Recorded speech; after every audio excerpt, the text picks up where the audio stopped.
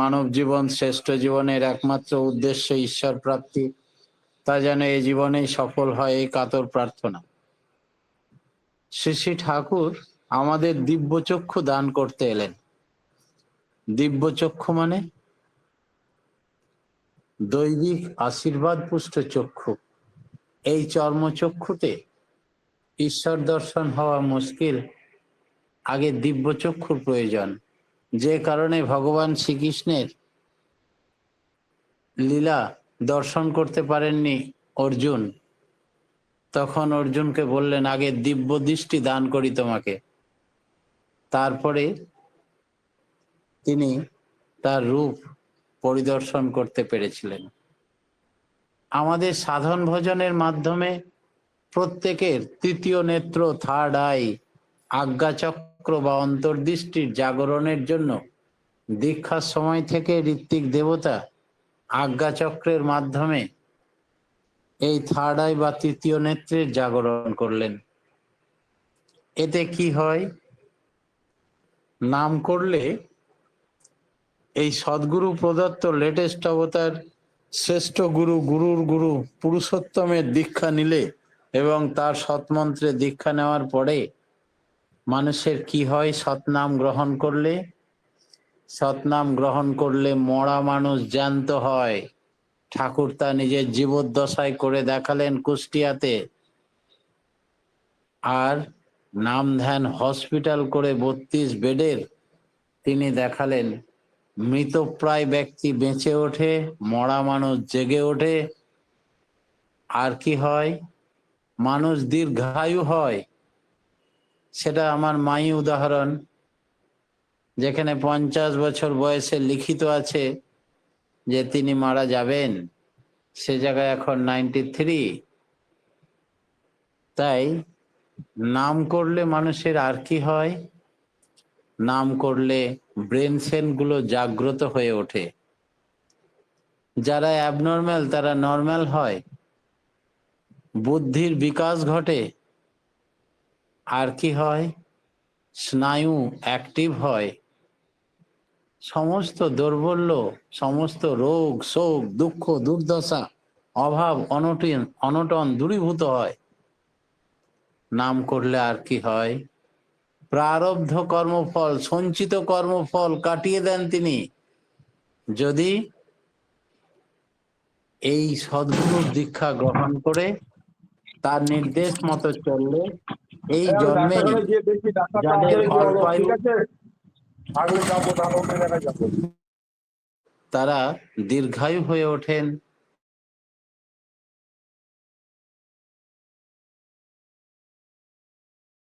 পূর্ব জন্মের অভিশাপ তিনি এবার তুলে নিতে এসছেন মহাভাব সমাধি। নিষ্ঠা সহ নাম পুরাই মনস্কাম, যা চাস তাই পাবি। তোমার ঠাকুরত্ব না জাগলে কেউ তোমার ঠাকুরও নয়, কেন্দ্রও নয়। ফাঁকি দিলেই পেতে হবে তা। ঠাকুরত্ব জাগা মানে আমার ভেতরে যে সুপ্ত অবস্থায় ঠাকুর সত্তারূপী বসে আছেন, তার নাম ধ্যান আরাধনা গুণকীর্তন কর্ম চিন্তা অনুরাগের সঙ্গে নাম করার মাধ্যমে তিনি জাগ্রত হয়ে ওঠেন। তখনই আমার ঠাকুরত্ব জেগে ওঠে। শ্রী শ্রী ঠাকুর আমাদের বললেন, যারা বিভিন্ন দেবদেবীর মূর্তিতে বিশ্বাসী, তাদের আরাধনা নিয়েই ব্যস্ত থাকেন জীবনের শেষ নিঃশ্বাসের আগে পর্যন্ত। যদি সেই দেবদেবতার মধ্যেই তার আরাধনা তপস্যা বজায় থাকে, তবে সেই দেব বা দেবী তাকে সন্তুষ্ট হয়ে দেবালয়ে নিয়ে যেতে পারে। তাই দেবালয়ে থাকলে তার পুণ্য ফল অনুযায়ী, পুণ্য ফল শেষ হয়ে গেলে তাকে আবার নররূপ ধারণ করে ভালো ভালো কর্ম সংগ্রহের জন্য ফিরে আসতে হয় এই ধরিত্রীর বুকে। সেই জন্য একেবারে মুক্তি হয় না। যারা শুধু পরমপিতা পরমেশ্বর পরমাত্মার আশ্রয়ী, তারা এই দয়াল দেশ বা বৈকুণ্ঠ দেশে বাস করতে পারে। সেখানের কোনো লয় নেই, জন্ম নেই, মৃত্যু নেই, তাই স্থায়ী আসন লাভ করতে পারে। বোঝা যাবে কি করে? গল্প হলেও সত্য ঘটনা, জেনে নিন। ঋষি মার্কণ্ডের নাম আপনারা সকলেই জানেন। পঞ্চ পাণ্ডবগণ যখন কাম্যক বনে বাস করছিলেন, তখন একদিন পরম তপস্বী মার্কণ্ডেয় ঋষি সেই কাম্যক বনে পঞ্চ পাণ্ডবদের আশ্রমে এসে উপস্থিত হলেন। মার্কণ্ডেয় ঋষি যে কতটা বয়স তা হিসাব করে বলা বড়ই মুশকিল। তার অসাধারণ দীর্ঘ আয়ু, তপস্যার বলে লক্ষ লক্ষ বছর, কেউ বলতে পারে না কত বছর। ঋষি মার্কণ্ডের এই লক্ষ লক্ষ বছরের আয়ুর কথা শুনে আমরা যেমন সবাই অবাক হয়ে যাচ্ছি, নামের দ্বারা কি তাও সম্ভব? শ্রীমদ্ ভাগবত গীতা দ্বাদশ স্কন্ধের অষ্টম অধ্যায়ে শৌনক ঋষিও তেমনি অবাক হয়ে শ্রীলসুত গোস্বামীকে তার বয়স সম্বন্ধে জিজ্ঞাসা করেছিলেন। উত্তরে শ্রীলসুত গোস্বামী যা বলেছিলেন সেটা হচ্ছে, পিতা মৃকণ্ডুর কাছ থেকে ব্রাহ্মণ দীক্ষা নেওয়ার পরে ঋষি মার্কণ্ডেয় আজীবন ব্রহ্মচর্য গ্রহণ করে পরমেশ্বর ভগবান শ্রীহরির আরাধনায় এতটাই নিমগ্ন হলেন যে এইভাবে তিনি অজেয় মৃত্যুকে জয় করে ফেললেন। সব সময় নামে মগ্ন থাকতেন। ছয় ছয়টি মন্বন্তর পার করে দিলেন তার জীবদ্দশায়।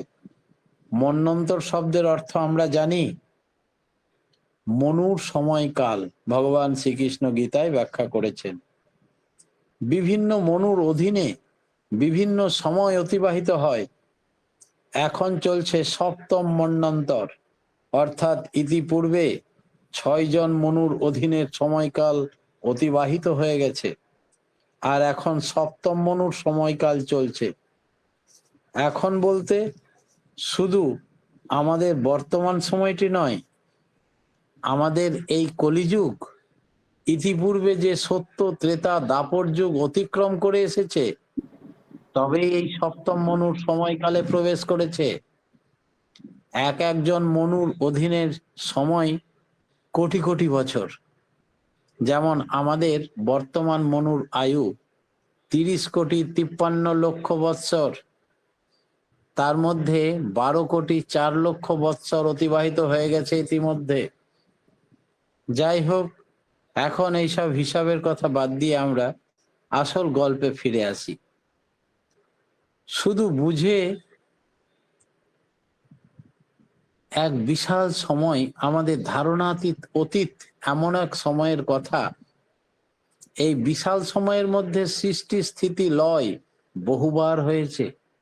প্রলয়েও মার্কণ্ড ঋষির কিন্তু বিনাশ হয়নি, কারণ তিনি তখনকার যুগ পুরুষোত্তম শ্রীহরির দীক্ষিত, তার নাম ধ্যান করতেন, সত্য যুগের মানুষ। বরং সেই মহাপ্রলয়কে তিনি চাক্ষুষ দর্শন করেছেন। আজকে সেই কাহিনীর পঞ্চ পাণ্ডবদের কাছে বর্ণনা করার জন্য তিনি কাম্যক বনে এসে পৌঁছেছেন। ঋষি মার্কণ্ডের বয়স ধারণাতীত হলেও তপস্যার প্রভাবে তিনি একেবারে দিব্য কান্তি যুক্ত এক তরুণের মতো। সেই মার্কণ্ডেয় ঋষি কাম্যক বনে পঞ্চ পাণ্ডবদের কুটিরে এলে তারা যথাযোগ্য সম্মান দিয়ে তাকে আপ্যায়ন জানালেন। যুধিষ্ঠির মহারাজের অনুরোধ ক্রমে তার নিজের চোখে দেখা বহু যুগ যুগ পূর্বের অনেক ঘটনায় তিনি বর্ণনা করতে লাগলেন। এরপর যুধিষ্ঠির মহারাজ তাকে বললেন, একটা মনুর প্রলয়কাল সম্বন্ধে যদি আমাদের একটু বলেন। তখন বললেন, হে যুধিষ্ঠির, প্রলয়ের সময়কার একটি ঘটনা বলছি শোনো। কোনো এক প্রলয়ের সময় সমগ্র সৃষ্টি যখন জলমগ্ন হয়ে গেল, চারিদিকে কিছু নেই, জল আর জল। আমি তখন একা সেই প্রলয়ের সাগরে ভাসছিলাম। এইভাবে ভাসতে ভাসতে সহসা আমি এক অদ্ভুত দৃশ্য দেখলাম সেই বিপুল জলরাশির মধ্যে একটা বিশাল বটবৃক্ষ মাথা তুলে আছে। সেই বটপাতার উত্তর পূর্ব অংশের দিকে একটি বটপাতার মধ্যে শুয়ে আছে একটি অপূর্ব সুন্দর শিশু। তার শরীরের দিব্য জ্যোতিতে সমস্ত অন্ধকার দূরীভূত হয়ে গেছে। তার পীত বসন ছিল, চোখ দুটি পদ্ম পলাশের মতো। শিশুটি তার কোমল আঙুলের দ্বারা তার একটি পাকে ধারণ করে সেই পায়ের বৃদ্ধ আঙুলটি চুষছিল। হঠাৎ করে সেই শিশু প্রবীণের মতো কণ্ঠস্বরে বলে উঠল, বৎস, তুমি অত্যন্ত শ্রান্ত, অনেক যুগ পার করে এসেছো তপস্যার বলে, তুমি আমার কাছে এসো, বিশ্রাম করো। এই কথা শেষ হতে না হতেই আমি তার দিকে এগিয়ে গেলাম, মোহিত হয়ে পড়লাম। সঙ্গে সঙ্গে একটি মশার মতো আমি তার প্রশ্বাসের সঙ্গে দেহের ভিতরে প্রবেশ করলাম। সেখানে গিয়ে দেখি আকাশ, নদ নদী, পাহাড় পর্বত, চন্দ্র সূর্য, সমস্ত বিশ্ব ব্রহ্মাণ্ডই তার ভেতরে। প্রলয়ের আগে যেমন ছিল ঠিক তেমনি আছে।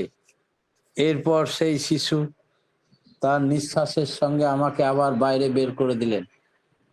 প্রলয়ের জলে নিক্ষিপ্ত করতে আমার অন্তরে আমি তাকে ভগবান শ্রীহরি রূপে অনুভব করতে লাগলাম, দর্শন করতে লাগলাম। তখন তাকে স্পর্শ করার জন্য এই শিশুর দিকে অগ্রসর হতেই সেই বটবৃক্ষ, শিশু, প্রলয় সাগর সব অদৃশ্য হয়ে গেল। আমি দেখলাম আমি আগের মতোই আমার আশ্রমেই বসে আছি। ঋষি মার্কণ্ডেয় যখন পঞ্চপাণ্ডবদের এই গল্পটি শোনাচ্ছিলেন, তখন শ্রীকৃষ্ণ অদূরেই দাঁড়িয়ে মিটিমিটি হাসছিলেন।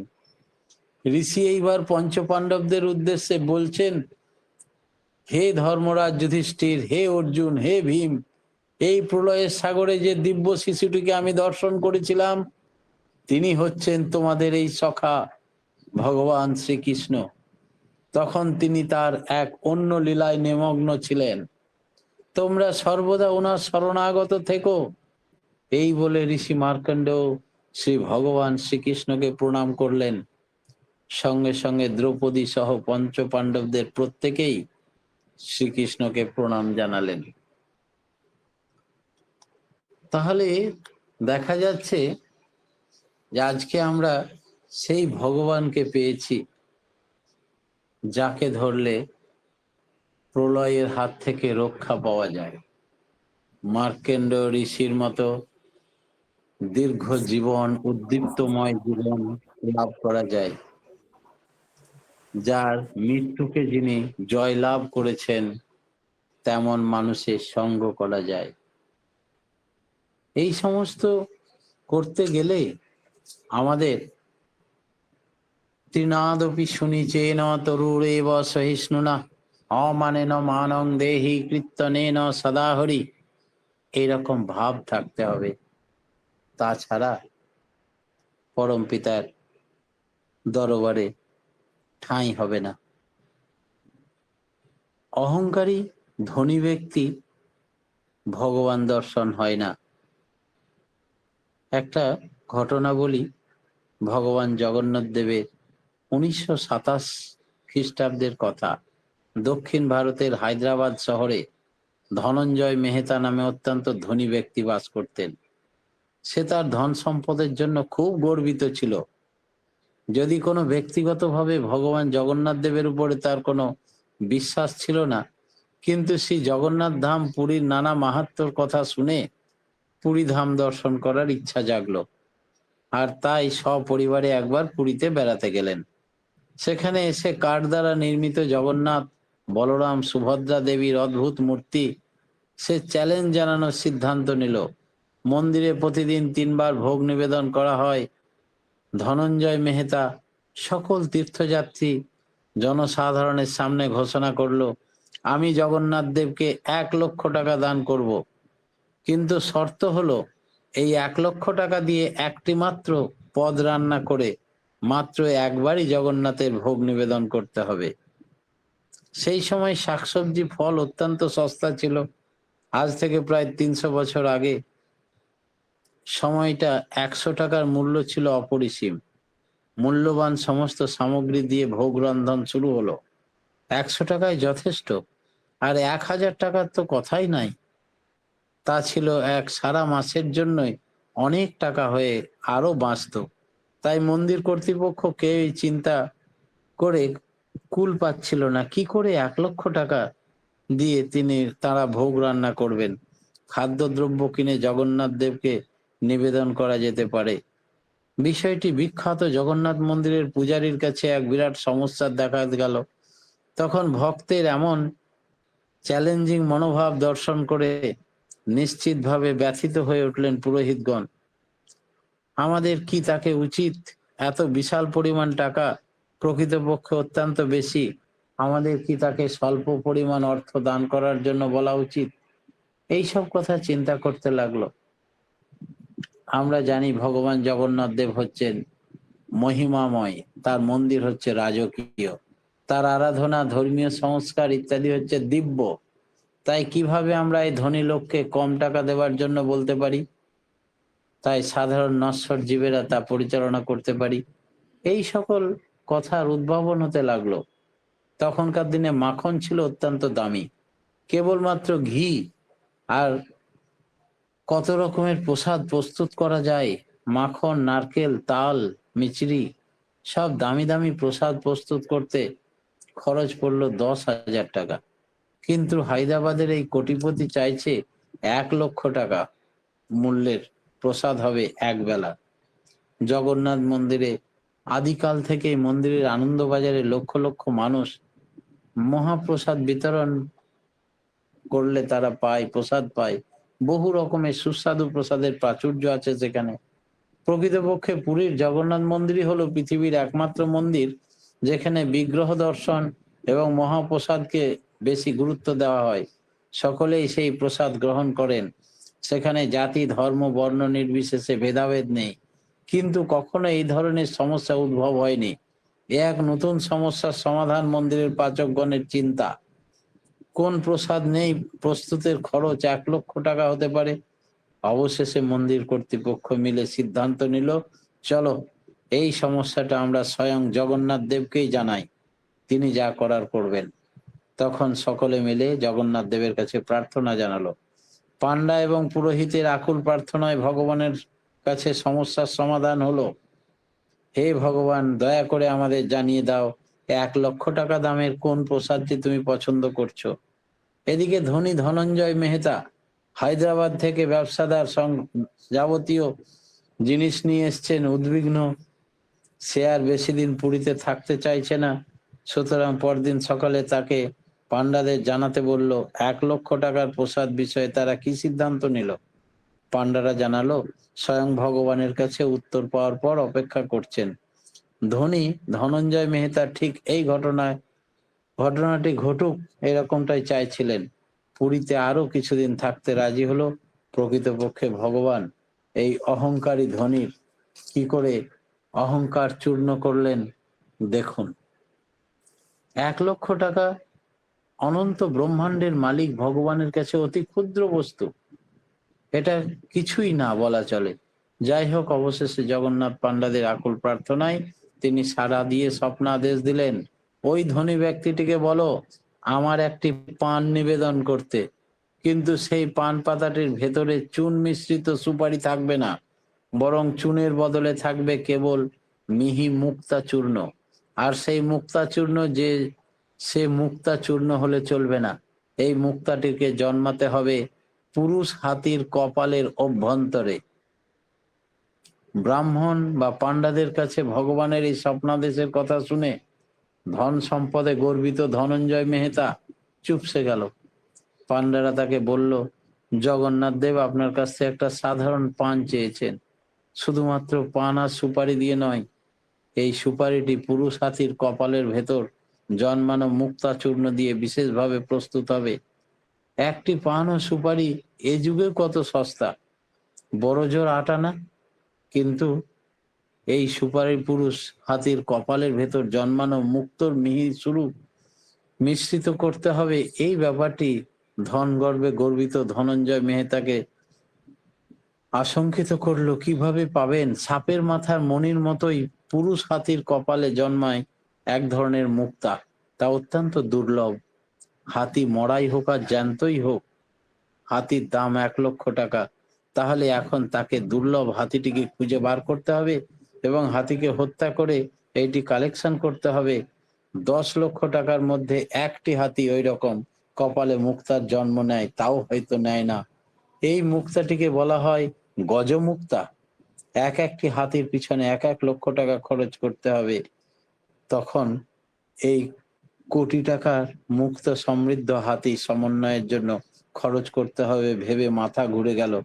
এই কৃপণ ধনির পরাজয় হলো, সে ভগবানের চরণে অপরাধ স্বীকার করলো। তাই ভগবানের কাছে কিছুই অসম্ভব নয়। ধনী ব্যক্তি যতই ধনে গর্বিত হোক, সমস্তই তার কাছে নথি স্বীকার করতে বাধ্য হন। তার নাম, অপর নাম দর্পহারি গোবিন্দ। পরম প্রিয়ময় শ্রী শ্রী ঠাকুরের রাঙারাতুল চরণে আমাদের যেন কখনো এই দর্প বা অহংকার না হয়, এই কাতর প্রার্থনা জানিয়ে আমার ক্ষুদ্র বক্তব্য এখানে শেষ করলাম। জয় গুরু।